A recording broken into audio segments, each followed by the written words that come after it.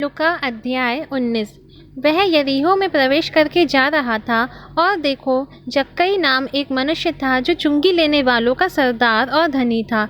वह यीशु को देखना चाहता था कि वह कौन सा है, परंतु भीड़ के कारण देख ना सकता था क्योंकि वह नाटा था। तब उसको देखने के लिए वह आगे दौड़कर एक गूलर के पेड़ पर चढ़ गया क्योंकि वह उसी मार्ग से जाने वाला था।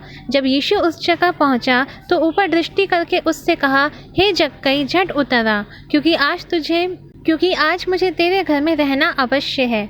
वह तुरंत उतरकर आनंद से उसे अपने घर को ले गया। यह देखकर सब लोग कुड़कुड़ा कर कहने लगे, वह तो एक पापी मनुष्य के यहाँ जा उतरा है। जक्कई ने खड़े होकर प्रभु से कहा, हे प्रभु, देख, मैं अपनी आधी संपत्ति कंगालों को देता हूँ, और यदि किसी का कुछ भी अन्याय करके ले लिया है तो उसे चौगुना फेर देता हूँ।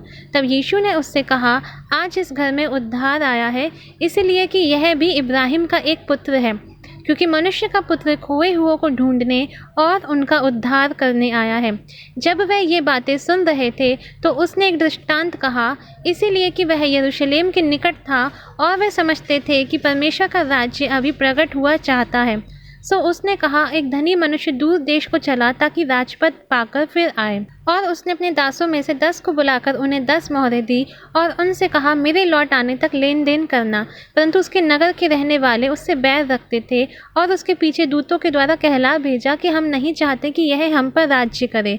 जब वह राजपद पाकर लौट आया तो ऐसा हुआ कि उसने अपने दासों को, जिन्हें रोकड़ दी थी, अपने पास बुलवाया ताकि मालूम करे कि उन्होंने लेन देन से क्या क्या कमाया। तब पहले ने आकर कहा, हे स्वामी, तेरे मोहर से 10 और मोहरें कमाई हैं। उसने उससे कहा, धन्य है उत्तम दास, तुझे धन्य है, तू बहुत ही थोड़े में विश्वासी निकला, अब 10 नगरों पर अधिकार रख। दूसरे ने आकर कहा, हे स्वामी, तेरी मोहर से 5 और मोहरें कमाई हैं। उसने कहा कि तू भी 5 नगरों पर हाकिम हो जा। तीसरे ने आकर कहा, हे स्वामी, देख, तेरी मोहर यह है जिसे मैंने अंगोछे में बांध रखी, क्योंकि मैं तुझसे डरता था, इसीलिए कि तू कठोर मनुष्य है, जो तूने नहीं रखा उसे उठा लेता है, और जो तूने नहीं बोया उसे काटता है। उसने उससे कहा, हे दुष्ट दास, मैं तेरे ही मुँह से तुझे दोषी ठहराता हूँ।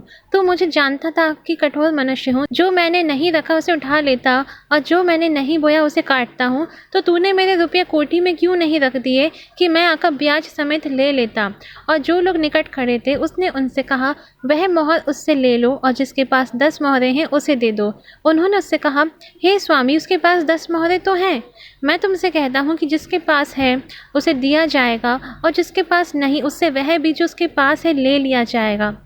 परंतु मेरे उन बैरियों को, जो नहीं चाहते थे कि मैं उन पर राज्य करूं, उनको यहाँ लाकर मेरे सामने घात करो। ये बातें कहकर वह यरूशलेम की ओर उनके आगे आगे चला, और जब वह जैतून नाम पहाड़ पर बैतफगे और बैतनिय्याह के पास पहुंचा तो उसने अपने चेलों में से 2 को यह कह के भेजा कि सामने के गाँव में जाओ, और उसमें पहुँचते ही एक गदही का बच्चा, जिस पर कभी कोई सवार नहीं हुआ, बंधा हुआ तुम्हें मिलेगा, उसे खोल कर लाओ।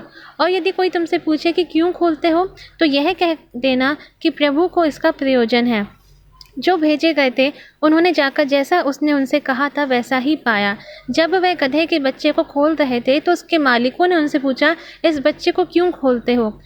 उन्होंने कहा, प्रभु को इसका प्रयोजन है। वह उसको यीशु के पास ले आए और अपने कपड़े उस बच्चे पर डालकर यीशु को उस पर सवार किया।